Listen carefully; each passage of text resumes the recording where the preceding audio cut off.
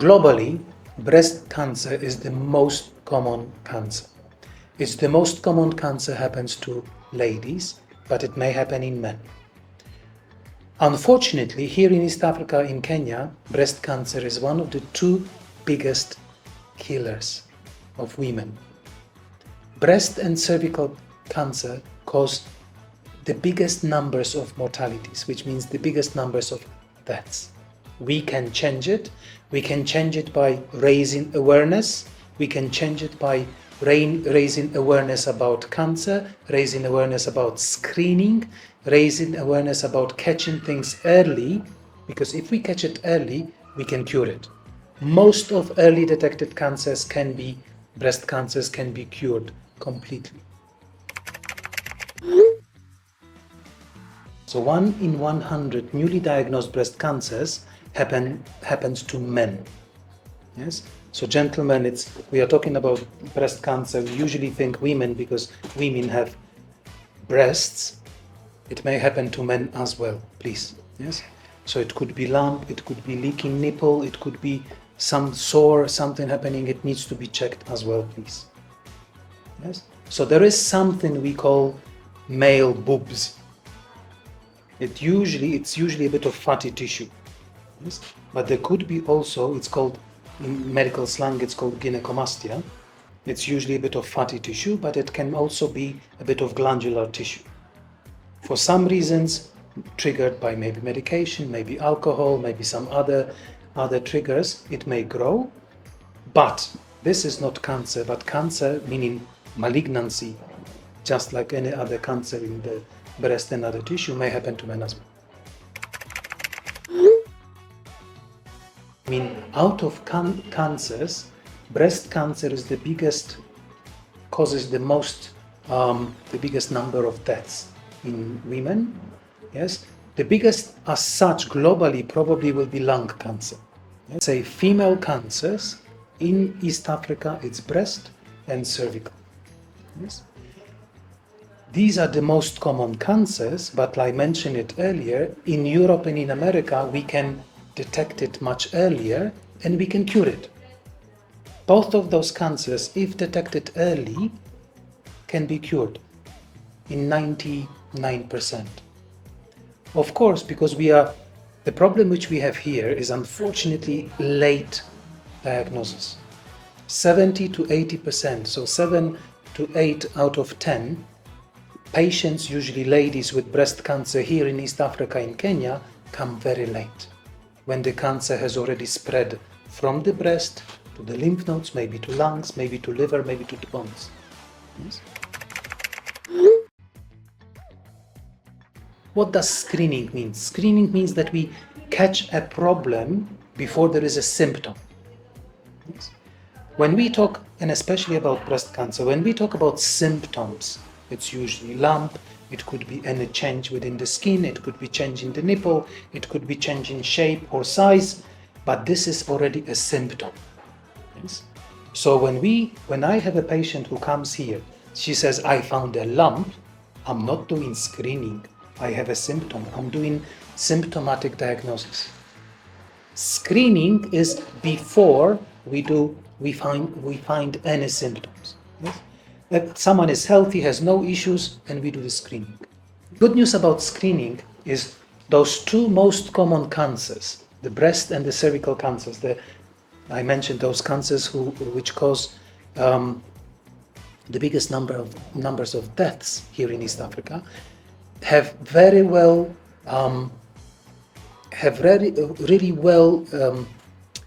organized screening programs. The screening for breast cancer is a mammogram, and for example, the guidelines in Kenya says once a year from the age of 40 up to the age of 55, and then from the age of 55, once every 2 years. It's slightly different. In Europe, we do it once every 2 years. In the UK, once every 3 years. It's also slightly different here in Kenya because in Europe, the screening is paid by the government. Here in Kenya, not yet. Hopefully, and that's why we are here together, we are spreading the awareness. Hopefully one day we'll get there. For the cervical cancer, which is the second biggest, most common cancer, and especially here in Kenya, in East Africa, pap smear. There is pap smear, a test which can diagnose small changes in the cells before they become malignant. So again, both of those screening tests can catch cancer 2, 3, 4 years before we have a problem. I think in county hospitals, so in government hospitals, the mammogram is about 3,500 shillings. In hospitals like MP Shah, it's about 6,000. Hospitals like Aga Khan is about 6, maybe 6,500. In October is the breast cancer awareness month. So usually most of the private hospitals, I believe probably all of them, but definitely the biggest private hospitals like MP Shah, Aga Khan, they have the cancer awareness month, so everything is half price. So a mammogram, which is usually 6,000, will be 3,000. Breast cancer in Kenya is a taboo. There are still people who believe that you can catch breast cancer the way you catch hepatitis, HIV, or flu. Yes? By sitting next to someone who has cancer, you cannot catch it. Yes? Unfortunately, very often there are people who still believe in it. So this is probably one of the biggest myths, and unfortunately, this is one of the stigma. Yes? Nobody wants to talk about it. Ladies, especially in the villages. Here in towns, we are a bit luckier, but in the villages, they don't want to talk about anything. They don't want to show anything to anybody. They are just scared that, number one, the husband will go. Number two, nobody will want to, she will lose all her friends because they will be worried that they can catch cancer from her. There are some other myths, unfortunately, yes? So, one of the very common myths is mammogram. I was just talking about screening, about mammograms. Some people say, and especially all those WhatsApp messages, don't do a mammogram because mammogram can cause cancer. No, mammogram can catch it early, but cannot cause cancer. At the same time, to be very, very precise and very honest, yes, X-ray exposure in mammogram as an X-ray may increase slightly the risk of being diagnosed with a cancer. Fortunately, the modern mammograms, and in Kenya we have 47 brand new mammograms in county hospitals. So 47 county hospitals have brand new mammograms which were bought by the government, digital mammograms, which the X-ray exposure is much less than those old school mammograms in the 70s and 80s. Number two, I'm very often asked when we find a lump, because basically what happens, one of the symptoms which we talked about is a lump. Let's say there is a lump, we do mammogram, we do ultrasound scan, and the mammogram ultrasound scan confirms abnormality. So the next step before we do anything, we need to take a sample. We need to take an ultrasound scan guided biopsy. Again, then I'm hit very often with questions, but if you touch it, it will spread. No, it will not. We cannot do any surgery, we cannot do any treatment before we understand what's on the other side, what are we dealing with. Yes? We may need to remove it, even if it's not cancer, because this could be a lesion which may grow into cancer in the future. We may need to remove it if it's cancerous. But there are two different procedures, so we have to understand what are we dealing with first. Just one more myth. A couple of times here in this room, in this clinic, I was told by my patients, I don't want to do a CT scan. CT scan is a special test. It's an X-ray test which we usually use to examine the chest, abdomen, pelvis to understand has the cancer spread or not. And a few times I was told I don't want the CT scan because this will make it spread.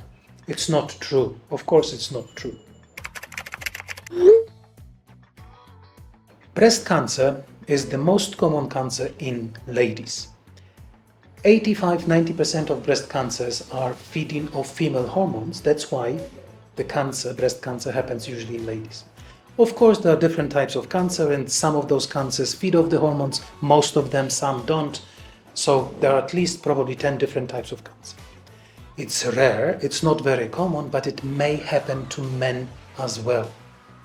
And it's very important because in my career, again, here in this room, I met a few men who said, you know what, I had this lump for 5 years, but I didn't think it may happen to me. I'm a man. It may happen to men, yes? So usually if there is a lump, or if there is a leaking nipple, or if there is any swelling, very often painless. Yes, the very important thing is that cancer comes usually without any pain. So painless lump, painless swelling, painless leakage or discharge from the nipple may be cancerous, and it needs to be investigated. Mostly for ladies, it's very important to be breast aware. You ladies, but you husbands and partners, you also need to know your breasts. So basically, usually we do it in the, let's say, in the shower or after shower, in the bath or whenever. Most important is to make sure that we know our breasts. Breasts are sisters, they are not twins. They don't have to be exactly the same. One of them may be a bit smaller, one of them may be a bit bigger, one of them may look slightly different. They are sisters.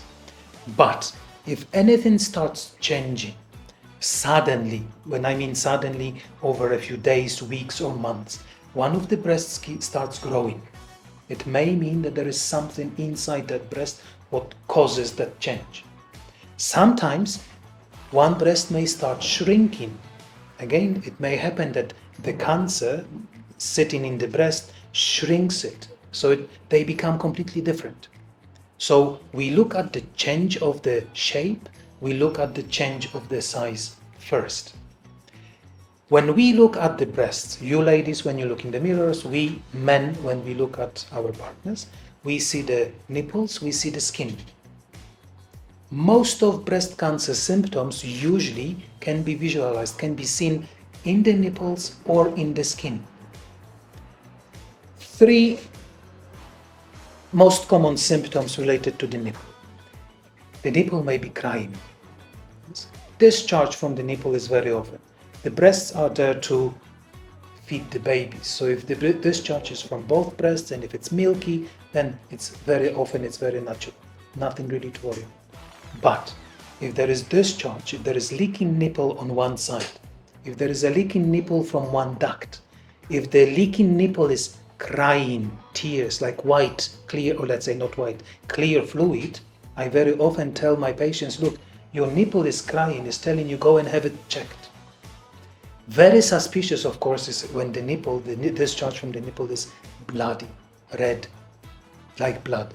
Yes, because then it may mean that there is something growing behind the nipple, inside the duct, stretching the duct, causing the bleeding. The nipple, now let's imagine that behind the nipple, inside one of the ducts, most of the cancers are ductal carcinomas. There could be, so they start growing inside the milk ducts. Now imagine there is a tumor growing inside one of those ducts. The duct is getting bigger, wider, because there is a lump or mass growing inside. And because it's getting bigger, it becomes shorter. So what happens? The nipple is being pulled in. Yes. So we talked about crying nipple, bleeding nipple. We are talking about inverted nipple, pulled in nipple. Sometimes there could be something else on the tip of the nipple, like it looks like a crust. It looks like eczema.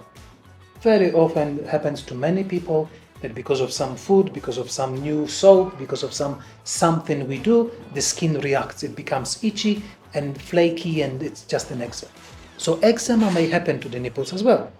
But if it's not itchy, if it doesn't go away within a few weeks, 4 to 6 weeks, it's not disappearing but slowly keeps growing, it needs to be investigated. There is a special type of cancer called Paget's disease, and it starts within the nipple and the areola. Skin, I mentioned skin, because when we look in the mirror or when we look at the breast, we can see the skin. Sometimes we can see thickened skin, so the skin feels different. There is, usually skin is nice and soft, but there is an area which feels different, just thicker. There is an area which looks like an orange skin, we call it pure orange. Then it means that there could be something causing that swelling of the skin. Sometimes it could be a little sore. from nowhere a sore comes, and it could be leaking blood, leaking fluid. It needs to be investigated. That patient who came with a mosquito bite. I listened to her, I thought, okay, yes, it's true, it looks like a mosquito bite, a bit reddish. She said, but look, it's not itchy. Because usually when I'm bitten, it's itchy. And this one, it's already 6 weeks and it doesn't go. It looks like it's growing. This lady, I didn't know at that time, now I know, this lady had a very early stage. She was at the beginning of developing inflammatory carcinoma, which is very aggressive cancer. And fortunately, because she came with that little mosquito bite, we caught it very early. I operated it on her 2013, so it's already 12 years ago. She's fine, she's alive. Yes, she lost her breast because for this particular cancer, we couldn't save the breast, but she's alive and she's happy. Lump. Talking about the symptoms again, lump. And lump may happen usually to ladies, but it may happen to men. So the most common problem, the most common symptom, which usually my patients come to see me here, they say, I found a lump or I found a swelling, but very often they say, my partner told me to come because he thinks there is something in the breast. Ladies and gentlemen, you have to be breast aware.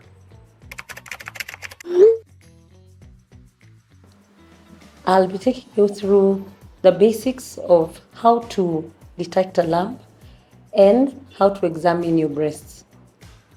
So when you're doing a self-breast exam, it just basically means that you want to check, are your breasts fine?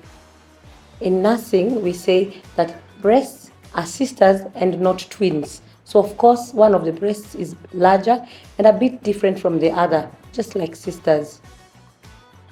Once you want to do an exam, the first thing, you undress. Number 2, sit next to a mirror so that you're able to view yourself. You want to see, are there any changes? Is there anything different from what you know? And basically, knowing your breasts is very important.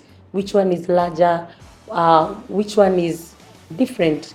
So that you can be able to identify anything new or different that may need you to seek help from a doctor. The next step is, once you've looked and you've seen nothing new, touch your breasts.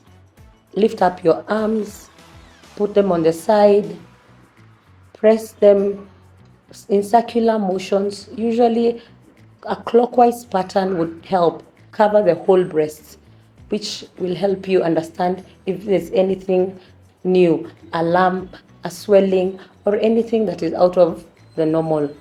Your breast should be soft, not painful when examining, and the best time to examine your breasts is a week after your period, if you're within the menstruating age, and if after your menstruating age, when you're older, take a day of the month.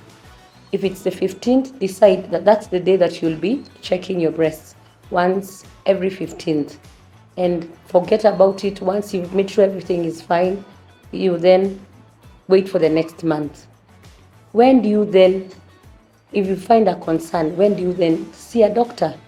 When you find anything different, a rash, a change in skin color, a lump that you feel, any swelling, dryness of the nipple, a change in your nipple size, a change in the position of your nipple. Those are the things that we actually are concerned about, and we would want you to come and we do further testing. Nurses are able to check and help you identify any problem, and working with a breast doctor or a breast specialist would help. We talked a bit about diagnostics. We talked about screening. We talked about modern mammograms, ultrasound scan machines, which can catch cancer very, very early. So this is good news. This is amazing. Now, apart from the diagnostic tools, what is also very important, and the message to take home is, we have all those diagnostic tools here in Kenya, both in private hospitals and in government hospitals. Yes. What we are lacking is awareness. We just need to remember that cancer happens.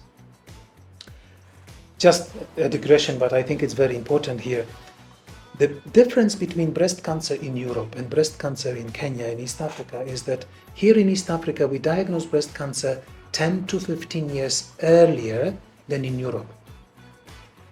And this may cause a little bit of problem. Because when I studied, now my books used to say that breast cancer, nobody asks, is it in Europe, in America, or in Africa? Breast cancer is usually seen from the age of 50. And then, of course, the incidence, they grow up with age. The problem which we have here, which we don't understand why, the breast cancer happens 10 to 15 years earlier. So our patients, my patients, ladies, usually ladies with breast cancer, are 10 to 15 years younger than in Europe. 1 in 4, 25% of breast cancers in East Africa, in Kenya, are girls, young ladies, younger than 40. And you see, the problem is that very often we doctors, we medics, don't think about it, don't think that, oh, she's 32, maybe she needs to go and have it checked because this could be cancer. So yes, we have modern technology helping us with diagnostics. We have modern technology helping us with the treatment. And again, what is very important, every single treatment option available globally, we have here in Kenya. Yes, and I'm talking about, of course, I'm a surgeon, so I need to say we have modern techniques to deal with breast cancer. For many years, we surgeons and many people believe that the best way to deal with cancer is to remove the breast, mastectomy, to cut it off completely. Now we know that it doesn't have to be true at all. That very often in many cancers, what we do, we can remove the lump, keep the breast, and very often the breast conserving treatment, which is surgery with radiotherapy, could be better than just simple mastectomy. So you see those modern techniques come everywhere. We have modern radiotherapy units. You must have heard that this hospital or that hospital, and we have a few of those new Linacs, or let's say those X-ray, the radiotherapy machine, which are called cyber knives, which can deal with cancer in the brain or in the breast or somewhere else without really cutting or damaging too much of the tissue around. We have also in Kenya, we have tools which allow us to save the breasts. Yes, I was talking about breast conservation. We talked about it already. We know that unfortunately many ladies come when the cancer is already slightly bigger. The lump is a bit biggish. When I say biggish, it's 4, 5, 6, 7 centimeters. In a few years ago, looking at this breast, we used to say, surgeons, we used to say, we need to remove the breast. But we don't have to do it anymore. We have tools, and again, it's the modern chemotherapy, modern systemic treatment, which allows us to shrink the tumor. And it does happen that very often those tumors disappear completely. So for me to be able to shrink the tumor and save the breast, I need to use a special little clip, we call it Maxid. We just mark it, and then when the tumor disappears, all I have is that clip which I remove together with the tissue around the clip where the tumor used to be. Yes? So it's quite amazing because, yes, honestly speaking, MPSHA is the only hospital in sub-Saharan Africa with that technology. Aga Khan has a similar technology, slightly different. Yes, but we can do it. Hopefully, it's not going to stay only in these hospitals. Hopefully, we'll be able to spread the awareness. It's not even that very expensive, so it's not about money. Yes. For many years with breast cancer, we used to remove, apart from the breast, I was talking about mastectomy, we used to remove lymph nodes from the armpit. We used to say, we surgeons, we used to say all of them.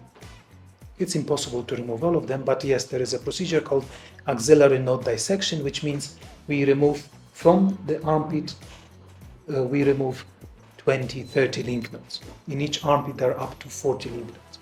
Now, with the modern technology, and again available here at MPSHA and at Aga Khan, we can do a procedure which is called sentinel node.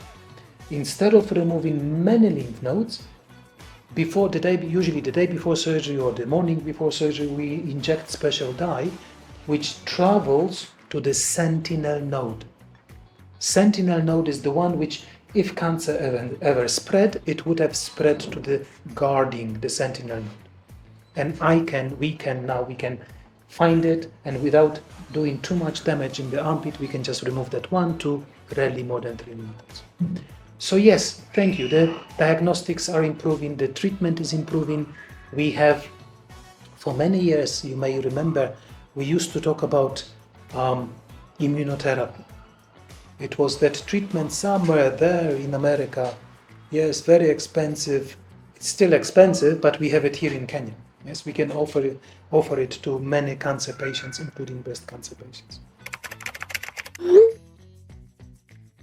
We have lots of equipment in Kenya. The challenge, I think, the biggest challenge we have is, unfortunately, human resources. Yes. I mentioned that we have mammograms in every single county hospital. We have mammograms in probably most of the private hospitals. But the problem which we have is people who can use it, and then more important, and it's global, unfortunately, it's not only Kenya, we are lacking the doctors. So, for example, for me to treat breast cancer, I need to work very closely with radiology department, radiology team. I need that doctor who will read the images and tell me, look, this area I'm worried about. I can find a lump, but there are sometimes those very small cancers, those early cancers is the human resources. So it's the people, the doctors, the sonographers, the radiographers who, unfortunately, we need more of them.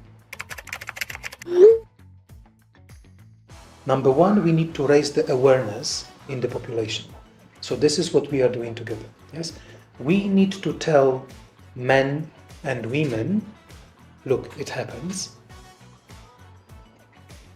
It's very difficult to prevent it. Yes, I cannot say that we cannot completely prevent the breast cancer. We can reduce the risk of being diagnosed with breast cancer by living healthy, being active, and so on and so on. So we can reduce the risk. But generally, because it's the most common cancer, it will happen. What we need to do, we need to make sure that it's not a taboo. Yes, you cannot catch breast cancer because you are sitting someone next to someone with breast cancer. And if we talk about it, if we talk about the symptoms, if we talk more about the possible signs, more ladies and men will be aware and will be either coming to see a doctor, for the scans, for the mammogram and so on, or will be at least sending their spouses, their partners, to be checked. Number two, and it's more probably my colleagues and I, we doctors, we medics, we have to be a bit more aware as well. Yes, so the awareness is public, general public, and the medical fraternity. Message to take home for October. October, the breast cancer awareness month. It's the most common cancer. We can catch it early. It happens to men and women, mostly women. In Kenya, it happens to younger ladies than in Europe or in America. We have all the diagnostics.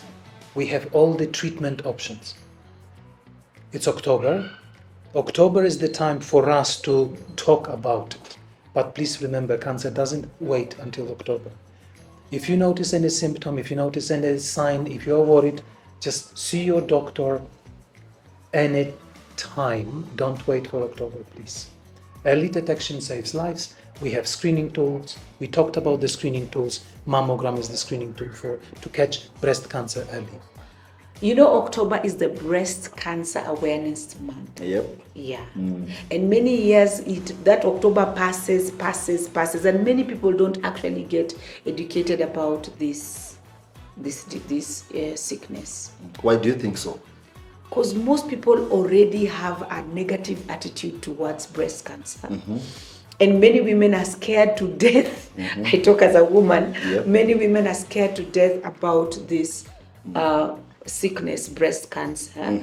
And today, as the Marias, we want to talk to you, a woman, a man watching us, and what do we have to tell them? I want to tell you guys, it's always good to get screened early enough because it's curable, right? So when the doctor get time waipate mapema, it's good for you. So it's good to go early, get screened, and they can be able to control it. I'll see you. Yeah, and now October, the prices in most of these hospitals is subsidized. Yep. So this is the time to go. Hata kama uko Lodwar, uko Turukana, uko wapi, in every county there is a mammogram, hauwezi kosa. And did you know, even men tunapatanga hii breast cancer? I knew today. Now that you know, you just need to go to the next hospital and get screened as early as now. Do not allow fear to control you.